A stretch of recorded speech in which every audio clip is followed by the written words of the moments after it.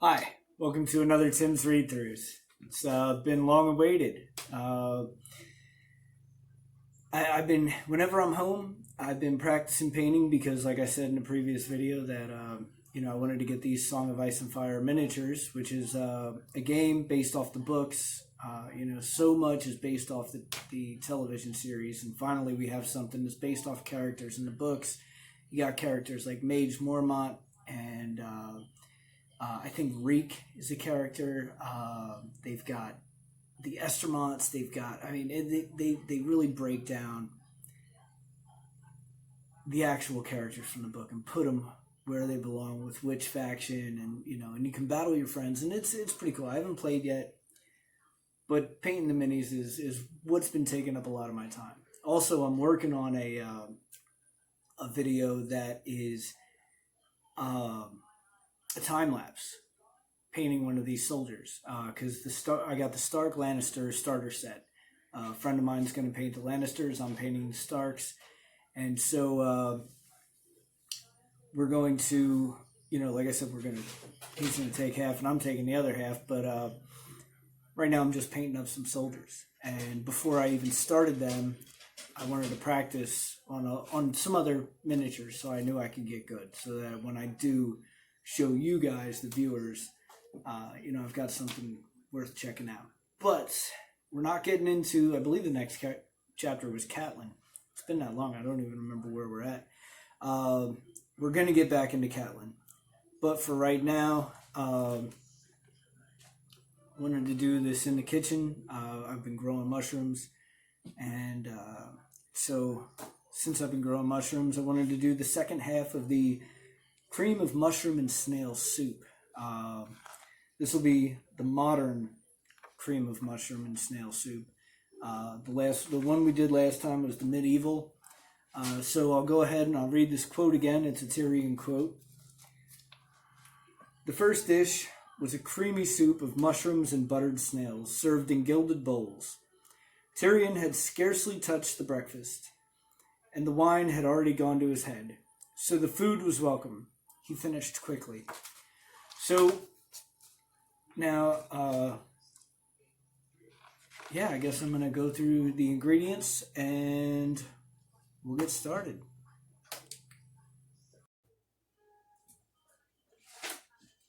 Okay, so here we have our ingredients. We have 2.5 cups of chopped mushrooms, which the reason I'm doing this is because we started growing mushrooms of our own, which are these right here. These are a type of oyster mushroom. We grew this right here. And then I've got some baby Bella mushrooms. It calls for chanterelle, oyster, and shitake. I used shitake in the last one, so I'm just going with the baby Bellas on this. Plus, honestly, I'm having a cookout tomorrow, so I'll be able to use those for some steaks or something. 1 small onion chopped. Got that right here. 4 cups of chicken stock. It's right back there. 6 tablespoons of unsalted butter. Oh, you can't even see that. It's a little out of screen. A 1/4 cup of flour, which is the big container straight back there.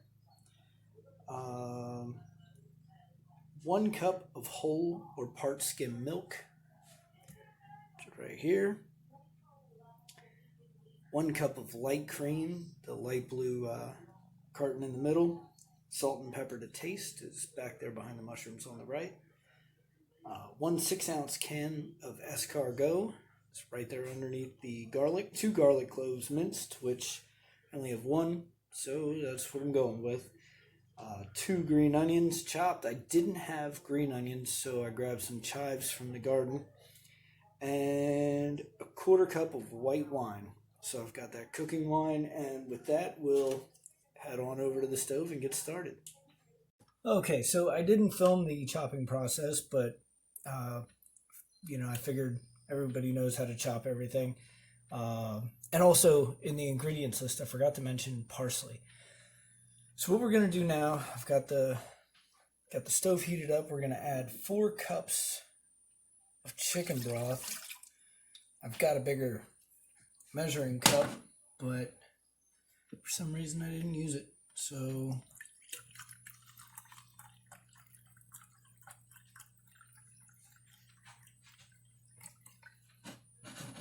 there's 2.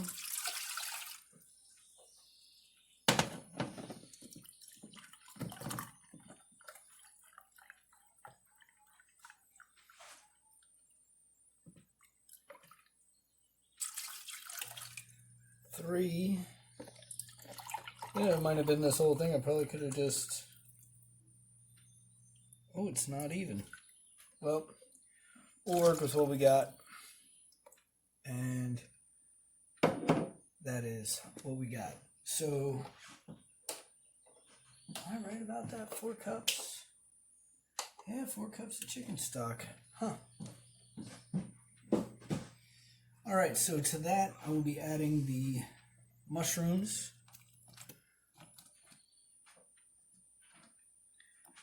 And the onions.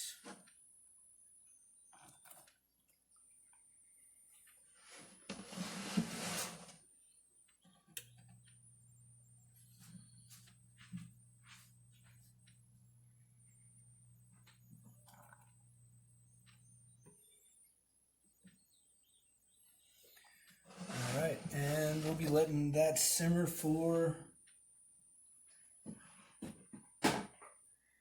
20 minutes. So, in a separate pot, we're going to melt 4 tablespoons of the butter over medium heat. And stir in the flour. So, let me grab the butter.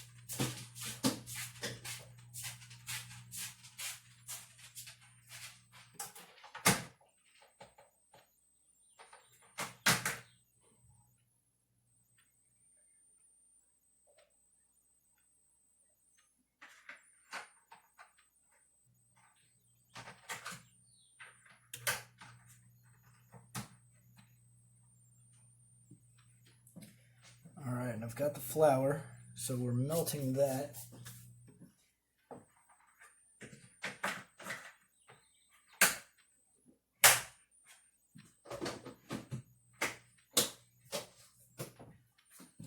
Go ahead and put that away. Alright, so we got some butter melting. Go ahead and get out a wooden spoon for that. So yeah, we're going to melt this 4 tablespoons of butter over a medium heat and stir in the flour. We're going to cook until the mixture turns a nice golden color. Then we're going to add the milk and the cream, stirring it constantly until it's smooth. So while this is going on, I'm going to go ahead and measure out the milk and the cream. And I'll be adding the flour to that in just a minute.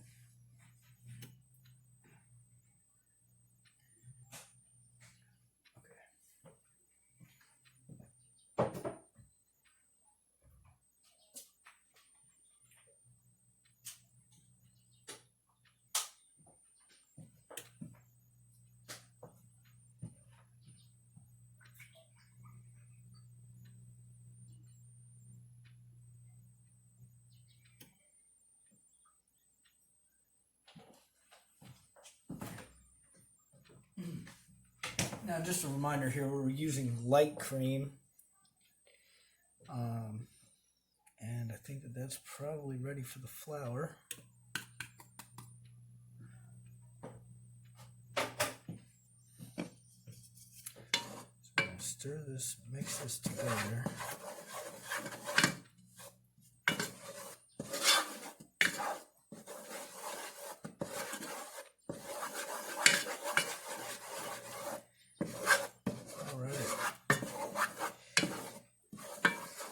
again, we're doing the modern cream of mushroom and snail soup, which, as you can see, I don't know if you remember the last one.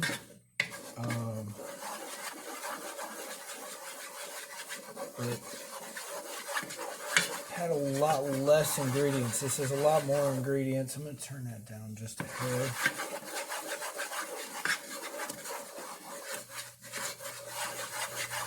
Okay.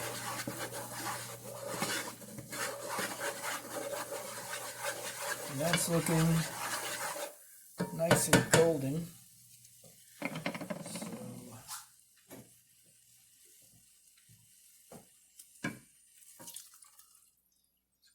Go ahead and add that's the light whipping cream, or the light cream.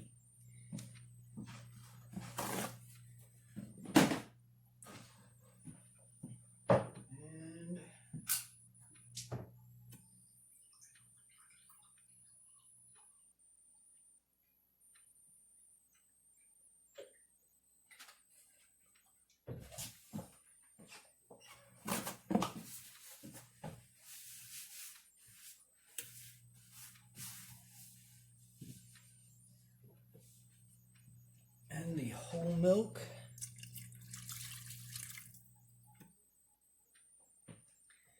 All right.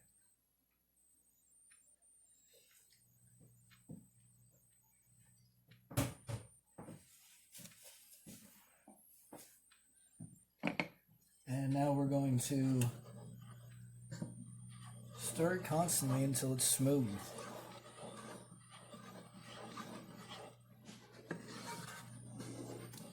So I actually probably should have started this a little bit later, because the mushrooms and the onions and the chicken broth have to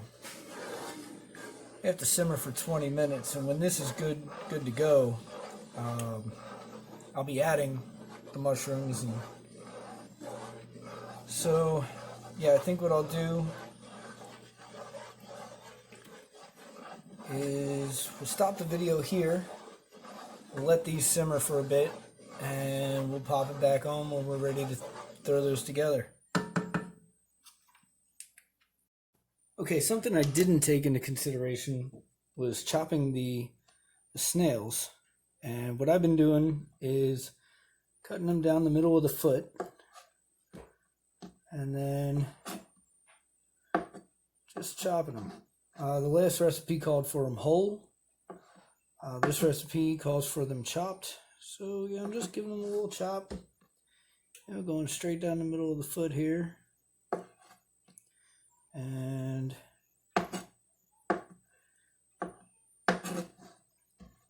yeah, just chopping them.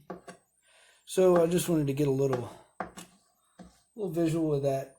And we'll get back to the stove in a couple minutes. And just while I'm doing a little stirring here, I just wanted to mention the authors of the cookbook that, the Feast of Ice and Fire. I gotta look, hang on. I know it's In at the Crossroads. Chelsea Monroe Cassell and Sarianne Lehrer are the authors. They have a restaurant called In at the Crossroads, and I believe there's a website too where you can find these recipes. And if I remember right, I think they also do some Skyrim recipes and Halo, or some recipes from like video games and geez, I keep slipping. Some recipes from some other famous things, movies and shows and the like. But yeah, so go ahead and check them out. I know they've got an Instagram. I follow them. I've been following them for a while. So yeah, go check them out. And yeah, we're almost ready to add the mushrooms. Just a few minutes. Okay, so now we are going to add the mushrooms, broth, and onions over here. And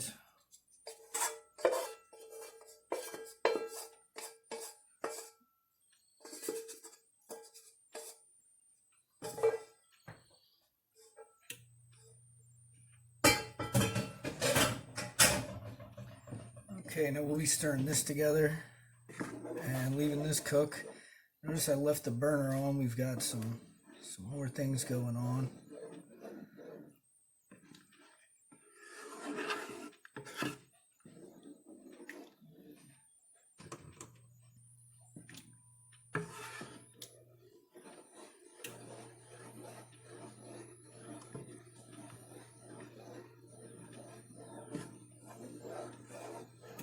All right, so we have the other 2 tablespoons of butter here, and we are going to let that melt just a bit, and then we're going to saute the escargot, garlic, parsley, and green onions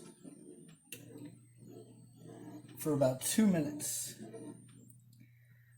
Then we're going to, once there's sauteed up for about 2 minutes, we're gonna toss them into the mix here, and along with the white wine, which I don't think I have a 1/4 cup, but that's all I have left. I should have picked some up while I was at the store. Before I left, I thought I had enough in there. But again, for those of you who might not have seen the last one, the scene that this is from is from Joffrey's wedding. It was the first of 77 courses. And George R.R. Martin went into a pretty decent description of them all. Or at least most of them up until Joffrey's death. So there's the parsley.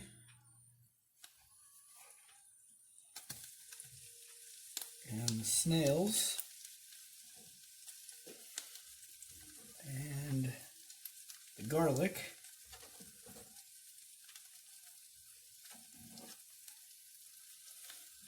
and the green onions, which I replaced with chives because I didn't have green onions.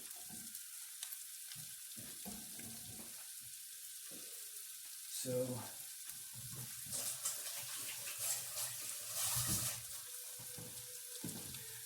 we will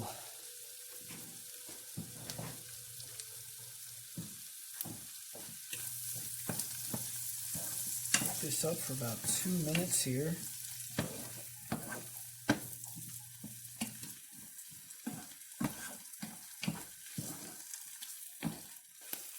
Oh my God. This is another one of those recipes where really I wish you could smell it through the camera, because this smells incredible.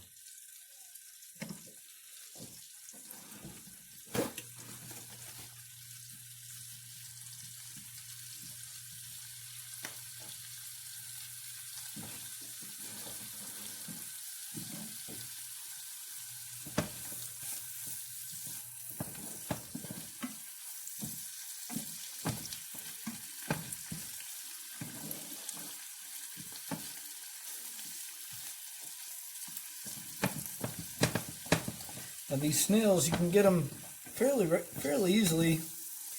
I see them in every Walmart that I go to. They're in the canned fish section, where you get tuna and sardines and things like that.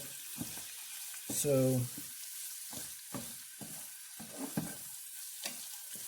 yeah. This recipe isn't hard to come by. Everything's very accessible. I know some of the recipes I've done call for things like grains of paradise, which I had to order on eBay. But yeah, this is a very, very accessible recipe. And I believe that might have been about 2 minutes. So let's go ahead and add that to our soup mixture here.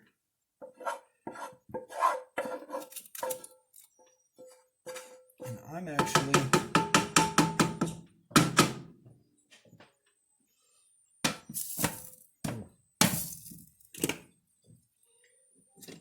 going to get a scraper here.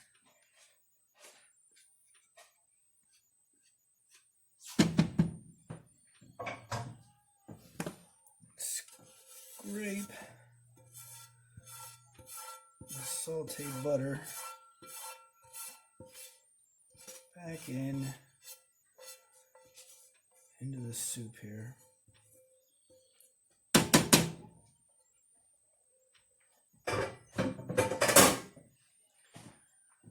Okay, so I guess we can focus this over here.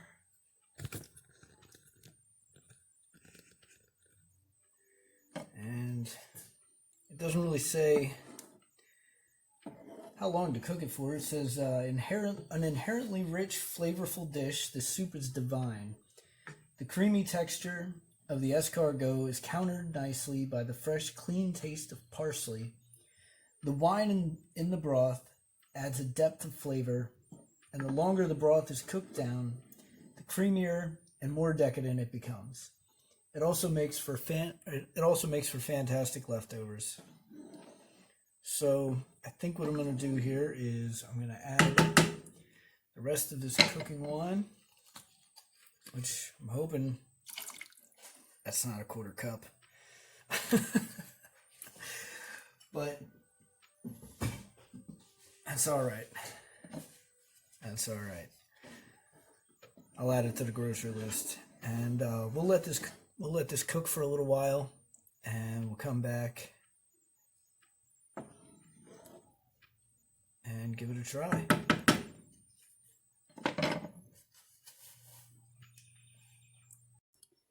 Okay, so here's the final product. Got big chunks of mushroom and little chunks of snail, and there's the oyster mushroom. That actually I'm really excited to try because I don't think I've ever had oyster mushrooms. But you see it's a nice thick broth. And let me flip this upward and ooh. Well, I guess that'll have to do. That's what I get for using a phone, right? So let's give this a try.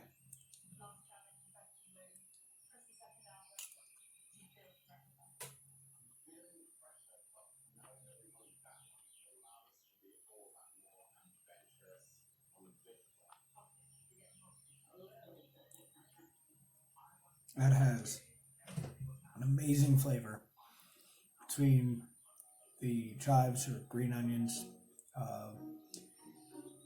The oyster mushroom was real tender.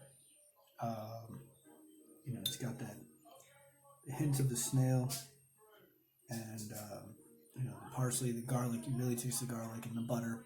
The butter's very, very prominent.